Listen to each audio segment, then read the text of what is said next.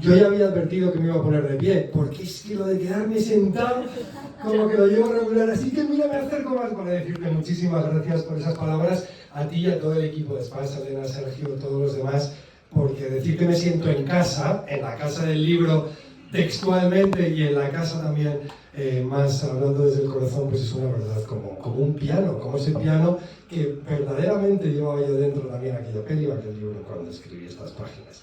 Gracias a todos por venir. Fijaos, hace poco me hicieron, algunos lo sabéis, pregonero de las fiestas de la vendimia.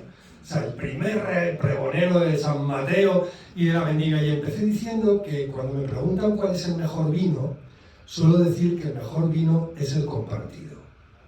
Y por eso, en un encuentro mágico, como son mágicos todos los encuentros en una librería, al final no puedo hacerme más feliz que compartir con vosotros estas 500 y pico páginas, pero sobre todo lo que hay dentro. Compartirlo con mi familia y mis amigos. Gracias de verdad por estar todo el día pegándome hachazos. No veáis lo mal que me tratan. Es decir, a la yugular, que muchas veces les digo, ¿qué te parece esto? Y me dicen cosas que digo, no sé si cortarme las venas o dejarme las largas, ¿sabes? Como eso. Luego, gracias también a todos los autores, y hasta aquí Elsa Punset, Alfonso Goizueta, nuestro flamante finalista del Planeta, otros autores que hay por aquí. ¿Por qué? Porque cuando estamos juntos, no solo compartimos expectativas, metas, futuros libros, sino muchas veces miedos, dudas, anhelos, de otra forma, y al final somos seres maravillosamente imperfectos que venimos a este mundo para completarnos con los demás, y el hacerlo con personas como vosotros, de semejante calado pues, intelectual y humano, es una maravilla. Y gracias a todos y cada uno de los lectores, lectoras, por favor, que es que eso de ¿y la siguiente para cuándo? Es el motor más impresionante de todos, porque es el que te insufla día tras día, pues ese entusiasmo que decía Miriam, que es una palabra muy bonita, que es entusiasmo, llevar a Zeus dentro de ti, llevar a Dios dentro de ti. No, pues yo estoy entusiasmado porque aparte de un Dios como Zeus, pues os llevo dentro a todos vosotros. Así que de verdad, el primer aplauso, y no es así peloteo, para todos los que estáis aquí, gracias de corazón.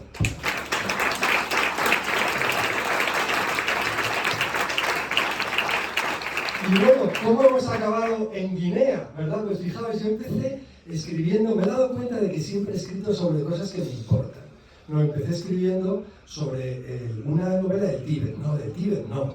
Realmente era de una persona que buscaba su lugar en el mundo. Yo en aquel momento era abogado, pues quería, decía, no sé, había algo que me burbujeaba por aquí, y escribí aquella novela, y sí que me escribí a mí mismo, pues buscando en una espiritualidad distinta, por llamarlo de alguna forma, pues ventanas por las que asomarme a una nueva forma de vida, ¿no? Luego digo, ¿y ahora de qué escribo? Claro, después de la primera, que fue como un cañón, digo, pues de algo que he hecho toda la vida, de música, ¿no? Me acuerdo todavía cuando era un chavalín, iba al conservatorio en Logroño con 7 años, así con cara de pena, pues sin saber que aquellas notas y silencios pues iban a convertir, quizá, por hacer una metáfora, en letras y espacios, ¿no? Y al final parte del mismo universo, porque todas salen del mismo corazón para traspasar el vuestro. Y vinieron más libros después del Compositor de Tormentas, que era ese, pues vinieron otros, El sol brilla por la noche en Cachemira, que me convirtió en conferenciante también, porque empecé a explorar, aunque fuera desde la fábula, el crecimiento personal puro. Con la inspiración escribí, después de ese tag que nos unió Miriam para siempre, has visto, él dice para siempre, esa fidelidad total, ¿no? Estos 2 libros de La Rioja, y parecía que había cerrado el círculo, porque tuve que irme a vivir a Londres, fuera de España, para escribir sobre mi tierra, para verlo con perspectiva, para verlo con la distancia necesaria para contarlo pues sin ningún tipo de prejuicio, sin ningún tipo de capa. Y no, me quedaba un libro por escribir, que además venía de muy atrás, porque el germen lo habían plantado, siendo yo muy querido, mis abuelos maternos Gonzalo y Carmen, con los cuales tuve la maravillosa fortuna de vivir muchos años, porque fueron longevos, y yo estuve con ellos prácticamente toda mi vida, con contacto diario, en vacaciones, e incluso empecé a ejercer de abogado con mi abuelo en su despacho, él con 82, yo con 23 años recién cumplidos, ¿no? ¿Qué pasa con los abuelos? Bueno, pues que los abuelos vivieron 20 años, entre ellos y mis bisabuelos, mejor dicho, en Guinea Ecuatorial, en la colonia, en la antigua colonia, los territorios de Guinea Ecuatorial. No, Y mi bisabuelo fue allí por el 1918, encontraba en una revista que se llama La Guinea Española un artículo sobre él que dice que era tenedor de libros. O sea, empezó con cargos administrativos y acabó siendo subgobernador y curador colonial, que era algo muy bonito porque era el defensor del nativo, ¿no? Defendía a los nativos de los abusos de los colonos. ¿Y qué ocurre? Pues que hubo un momento en el que ellos empezaron a transmitirme no solo aquella pasión por Guinea, sino anécdotas concretas. Y entonces el abuelo pues me contaba cómo un día se metió en las aguas, que no te metas, eso, y le decían, quiero decir a uno de Bilbao, no te metas, y no es un chiste lo de que era de Bilbao, y los sacó sin piernas porque se las había llevado un tiburón. O el día que, cuando estaba el bisabuelo en Bata, en el continente, había un elefantito que tenían que pegaba golpes así en la puerta para que salieran a jugar. O el día que se les escapó un loro y al poco, pues toda la isla, todos los loros de la isla decían, dame Paco, que era lo que decía ese loro cuando le daban de comer en casa, y se lo pasó a todos los loros de la isla. O el día que el abuelo cogió unas fiebres y lo tuvieron que curar durante semanas en una aldea perdida, Bubi, como tantas veces ocurría, porque no tenía ni fuerzas ni posibilidad de volver a Santa Isabel, a la capital. Claro, yo muchas veces me preguntaba, digo, esto pues igual no es real. Y no pasaba nada tampoco, ¿no? Igual el abuelo, pues, bueno, pues son cosas que porque a él le encantaba jugar con las palabras. ¿Y qué ocurrió? Que un día, cuando el abuelo tuvo una recidiva, que es estos ataques que te dan una vuelta y otra vuelta a lo largo de toda la vida cuando has tenido paludismo, delirando con 70 y tantos años en la cama, decía, con la cabeza perdida, ponedme aquí las hojitas. Claro, que era como le curaron los nativos de aquella tribu cuando tuvo el primer ataque de paludismo. Entonces al final todo era cierto, o cuando menos era su verdad, era como él recordaba que habían sido las cosas, como él las había vivido y cómo él las transmitía, ¿no? Entonces decía yo, tengo que escribir esto de alguna forma. ¿Qué pasa? En esta novela no cuento sus andanzas, no es su vida, porque me he remontado, de hecho lo contaría 40 años antes, pero sí que llevan impresas cada una de las páginas ese espíritu que tenían ellos y que se correspondía con el de los antiguos aventureros, con el de los pioneros. No estamos hablando de principios de siglo, de personas que se iban al otro lado del mundo, algunos sin ninguna duda para buscar dinero, para hacer fortuna, pero muchos, entre ellos mi familia, ¿para qué? ¿No? ¿Qué era lo que les llevaba allá? O sea, ¿cuál era esa chispa, no, que les empujaba? Pues esa era la chispa creativa que prendió este libro. Digo, ¿qué pasaba por ahí? ¿No? Que tengo que indagar, ¿no? ¿Qué pasó? Bueno, pues que bueno, hablando, tenía aquí algunas cosas apuntadas, que no se te olviden de esta vez. No, todos eran así. El bisabuelo, fijaos que era de Soria, ¿no? Y él decía, quiero ser marino. Toma, ¿no? Y le decía a mis tatarabuelos, pero hombre, ¿de qué vas, David? Si somos de Soria. Y precisamente por eso, pues cogió el tío y se fue a Valencia y se preparó de maravilla. Ahí se hizo capitán de buque, patrón de yate, y se fue haciendo la costa de África hasta que se enamoró del continente y ya pidió el destino en Guinea. El abuelo Gonzalo era igual, era súper vitalista. Bueno, mirad, tengo aquí un secreto, tengo fotos de los años 30 de ellos. ¡Wow! Aquí joder. Pero no es eso, es que están escritas por detrás con cosas de la abuela a la abuela. No me digáis que esto no vale oro. Aquí hay una que está así apoyada todo pinche en la balustrada del barco.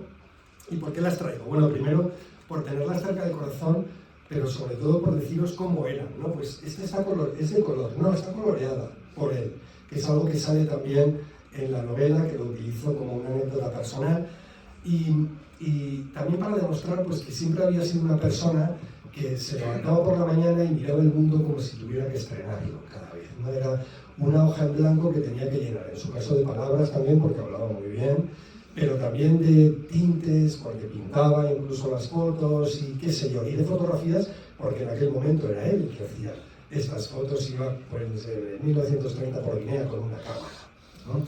De forma que, bueno, el mimbre estaba ahí, pero aún digo, es que no es exactamente una novela del abuelo. ¿Por qué me pasaba eso? Porque era de la abuela. La abuela Carmen era una persona maravillosa, así pequeñita, menudita, que se fue con él con 18 años a Guinea. De hecho, el abuelo se casó de Nájera, de un pueblo de La Rioja, se fueron a Guinea siendo una cría, porque hoy fijaos, pues estamos hablando de como de una niña prácticamente, y le he dedicado a ella la novela porque me he dado cuenta de que realmente el tono que yo quería para este libro no me lo daba todo ese vitalismo del abuelo ni las excentricidades del bisabuelo y de sus antepasados, sino ella, desde su aceptación absoluta de que las cosas siempre son como tienen que ser cuando sabes que estás en el lugar oportuno y sobre todo con la persona oportuna. La abuela se marchó para Guinea con 18 años, a un mundo completamente ajeno, venía de Nájera, de un pueblo, y aparece sonriendo en todas las fotos de Guinea de todos los años que estuvo allá. Y por eso le he puesto por sonreír en todas las fotos de Guinea, que para mí no es naif, es algo muy profundo, porque quiere decir que estando con mi marido, estando con Gonzalo, el mismo que le ponía aquí por detrás en una foto para el amor de mi vida, Carmen, todo está bien como es. Y si no, todo va a llegar a estar bien como tenga que ser, con la virtud de la paciencia, que es la virtud de la naturaleza, ¿no? Como también descubrí ahí. De forma que, bueno, pues ya tenía bastantes motores emocionales para escribir la novela y también un puñado de anécdotas para ello. Pero claro, necesitaba irme para allá, porque los que me conocéis un poco sabéis que enseguida voy a buscar el Skyscanner, el primer vuelo, chimba, ¿no? Y nos plantamos en una Guinea muy compleja, actual. Aquí tenemos a Paco Montalbán, también diplomático, y también aquí queridos amigos también que me habéis acompañado aquí y allá. Gracias, Paco, por todos esos libros que me diste de Guinea cuando te ocupabas de la cooperación española con el país, y a todos los demás también. Me planteé en una Guinea muy compleja, pero en la que yo quería recuperar aquella mirada inocente de la abuela, no inocente por naif tampoco, sino simplemente por verla con ojos curiosos, con ojos de niño, ¿no? sin velos. Y de repente me encontré con una naturaleza exuberante, es que te hacía sentir, aunque, a ver cómo lo explico, aunque no seas creyente, parte de algo superior a ti mismo. Tenía un componente enorme de trascendencia. Decía, estoy aquí en medio y tan diminuto en medio del bosque inabarcable, y sin embargo me siento capaz de todo. O sea, era algo paradójico. Igual que ellos se sentían capaces de todo, de abrirse camino en aquella selva que todavía no tenía ni senderos marcados, no precisamente por ese motor que les empujaba. De forma que lo primero que vi fue aquella naturaleza que decía Miriam, dice, vamos a poner en la parte de atrás naturaleza desbordante, y muchas veces. Muchas veces, sí, naturaleza desbordante y letal. Que la palabra tuya era. Dice, pon letal, que eso tira mogollón para los lectores.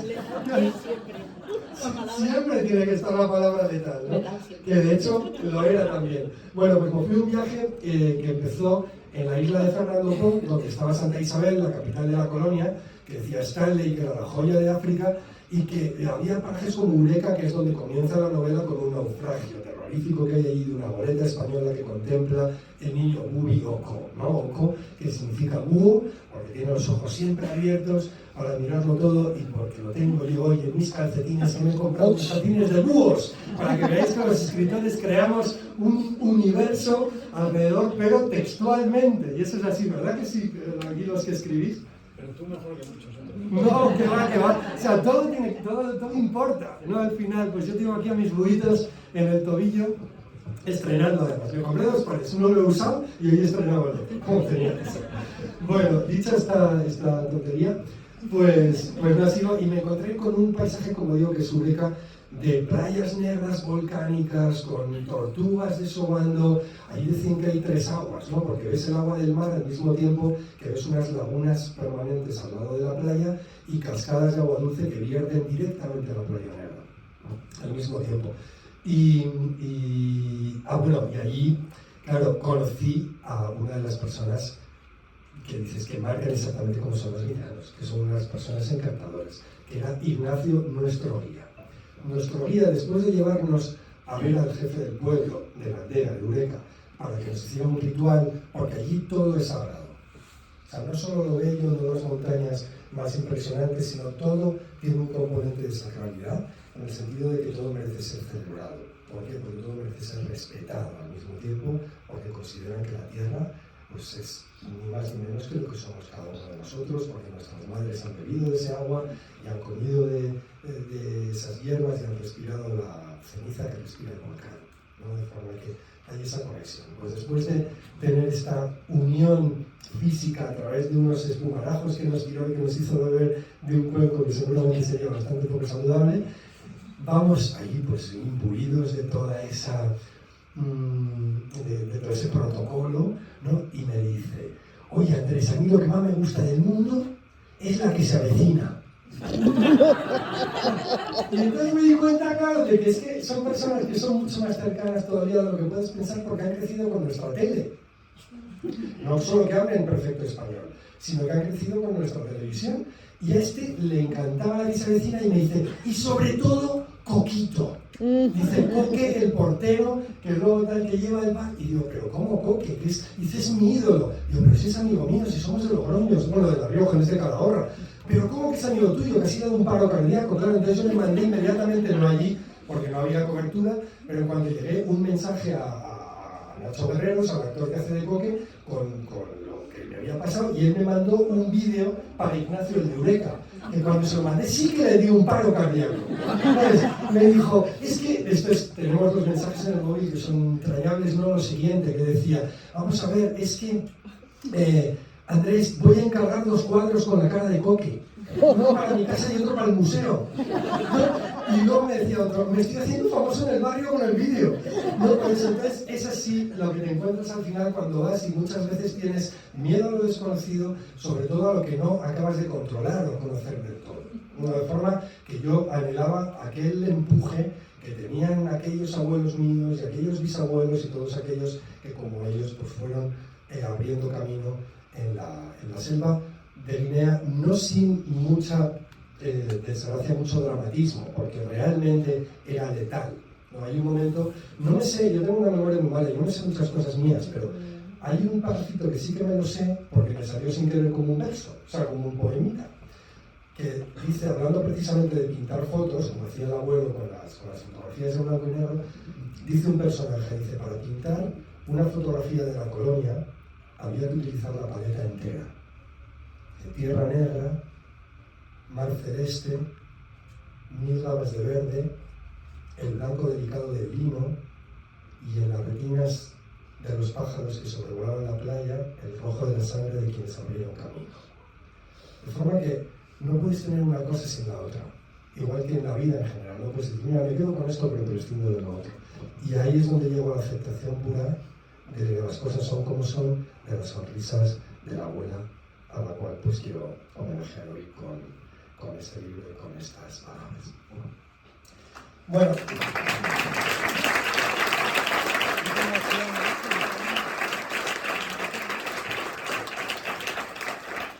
Muchas gracias de parte de ella, doña Carmen.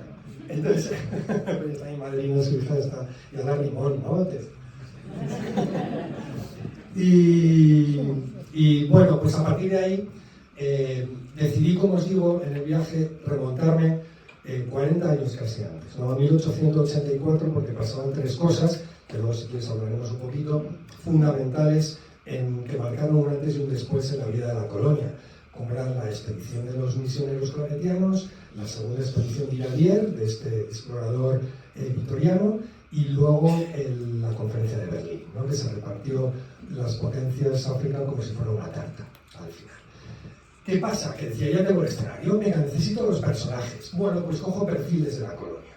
Al igual que me llevé un par de ellos reales, que era Iradier y el que le acompañaba, que era el doctor Osorio, todos los demás son de ficción, pero responden a diplomáticos del momento o a algún finquero, también, que no es una novela como otras que pueda haber de Cuba, o la propia Palmeras en la nieve de mi querida Luz, no, que habla más de las fincas de cacao, pero sí que tiene que haber un finquero porque estaban allá. Y de hecho también es muy importante porque habla del fenómeno emprendedor, de ese, como dice Martín, el personaje, dice: yo no busco ser el mejor, yo busco ser el único en algo. Dice: no me voy a quedar en Soria, como decía ahí, intentando ser el mejor prefiero irme a ser el único que monte una finca donde todavía nadie la ha montado, ¿no? Que es una forma de emprendimiento tremendamente arriesgada, podemos decir, pero normalmente pues con unos beneficios mucho más intensos. Y bueno, pues que también se mete en líos, que no queréis que esto va todo serio, que se enamora la mujer del gobernador, porque aquí hay amor, hemos dicho que hay amor en toda su entidad, pues hay amor fraternal, amor paterno-filial de padre a hija, hay amor adolescente, hay amor adúltero, y hay amor pues de muchos tipos, como tiene que haber en 500 y pico páginas, ¿no? Pero yo decía, tengo ya los escenarios y los personajes. Fenómeno, pero todavía había algo ahí que ¡ay! Y es que me faltaba el alma de la novela que, hablando, como decía antes, la convirtiera en única. No la mejor de algo, sino una novela que no hubiera ninguna como esa. Y esto ocurrió cuando creé El árbol de las palabras. Yo venía durante muchos años, como bien ha dicho Miriam, viajando, metiendo enseñanzas en la mochila, que luego comparto de forma, pues a veces más afortunada o menos, a través de las conferencias o de los libros con todos vosotros. Y digo, claro, ¿y si hubiera un árbol que, al igual que aquel en el que se juntaban todos los miembros de la aldea para hablar de sus conflictos y escuchar a los ancianos que les decían la verdad, su verdad en ese momento, fuera un árbol imaginario que la madre del protagonista, porque ha fallecido el padre, construye para él en su mente, que solo ellos ven, y iban colgando valores de la etnia en lugar de hojas o palabras fundamentales que les marcaran el camino por donde ir cuando se enfrentaron a una disyuntiva. Y a partir de ese momento, cuando ya conseguí este plano conceptual, en el cual cabía todo lo demás, porque cabía el enfrentamiento de culturas, porque esos valores no eran iguales que los de los españoles, que muchas barbaridades hicimos, pero muchas veces con toda la buena voluntad del mundo, y sobre todo con todo el coraje también del mundo, yendo al otro extremo, como Iradier, como los propios misioneros. O ahí cabía también todo este tipo de relaciones con la naturaleza, con lo sagrado, ¿no? Porque el propio árbol se erguía como un tótem, ¿no? En mitad de todo aquello, de forma que a partir de ese momento yo dije, ya lo tengo. Entonces puse la primera palabra, que era la tierra, por ejemplo, y a partir de entonces, pues nos voy a leer muchas, pero una, por ejemplo, pues cuando hablo de la familia, porque hay un momento en el que Búho, el crío Oko, pues se enfrenta como yo a un conflicto, y madre, la memoria del padre, qué sé yo, no se descubrió nada, y se acuerda de la familia, ¿no? Entonces, de lo que le ha dicho su madre sobre la familia, de la hoja que ha colgado ahí, ay madre mía, que no puedo. Y por ejemplo, pues dice, y trepó por su árbol de las palabras, buscando la que Uri, su madre, colgó el día que murió su padre. Familia. En la aldea, cuando un pescador se lo tragaban las olas en mitad de una tormenta, un hermano se hacía cargo de sus hijos. La palabra familia era sinónimo de solidaridad. Una sola cabeza no levanta el tejado, decían en Eureka, sabiendo que éste se construye en el suelo y solo llega a su sitio después de ser transportado sobre la cabeza de muchas personas. La familia Bubi tenía brazos extensos. En su regazo cabía todo individuo de un mismo linaje, por muy lejana que fuera la conexión. Sobrinos, nietos, primos, suegros, nadie que compartiera un ancestro quedaba fuera. Algunas aldeas estaban formadas por una única familia, todos parientes, todos protegidos. No importaba el sacrificio que ello supusiera para quienes se veían obligados a acoger al resto. La tradición no se cuestionaba. Era precisamente este sufrimiento compartido, junto con el carácter sagrado de la vida, el que apretaba los lazos. Entonces, veis, yo cuando escucho esto por primera vez, o cuando investigo sobre ello, me doy cuenta de que, por supuesto que aquí también amamos a la familia, y por supuesto que tenemos el mismo tipo de vínculos personales, emocionales, sociales, pero la visión era completamente distinta. Y uno decía, ojo, ¿para qué voy a ayudar a este con lo lejano que vive de mí? O el nexo tan lejano. Ahí decían, voy a ayudarlo porque así lo voy a acercar a mí. Y este tipo de enseñanzas, al igual que otros, como digo, que contrasto a su vez con la de los españoles, que no son ni mejores ni peores, que son simplemente más nuestras, pues al igual que este salir de la zona de confort del querido Martín, o este coraje como Iradier, que decía, mira, yo no sé si voy a llegar al paralelo 50, pero si lo doy todo en esta selva, nadie me va a poder reprochar, y mucho menos yo mismo, el no haber llegado al paralelo 50. Así que me coman los caníbales, que lo sabía, y que también salen entre estas páginas, pero yo voy a dar todo lo que tenga que dar mientras las piernas me aguanten, ¿no? Y de hecho, bueno, no, hasta aquí puedo leer. Así que bueno, pues ahí ya tenéis el escenario, tenéis los personajes, tenéis el alma del libro y tenéis sobre todo el tono que lo rodea, ese espíritu que está en cada una de las páginas, ¿no? En cada una de las líneas, que es el espíritu de mis abuelos, que como decía al principio, pues me han demostrado desde que yo era un crío que en mitad de la selva inabarcable, y puede ser una selva de troncos gigantes o una selva de cemento, porque al final todas son iguales, podemos vernos como seres infinitesimales, pero también nos reconocemos como seres humanos maravillosos, capaces de superar cualquier desafío, incluso el de encontrar tu lugar en el mundo, como hicieron ellos, de forma que yo os animo a que os lo paséis muy bien con esta novela y que también os animéis a buscar el vuestro. Muchísimas gracias.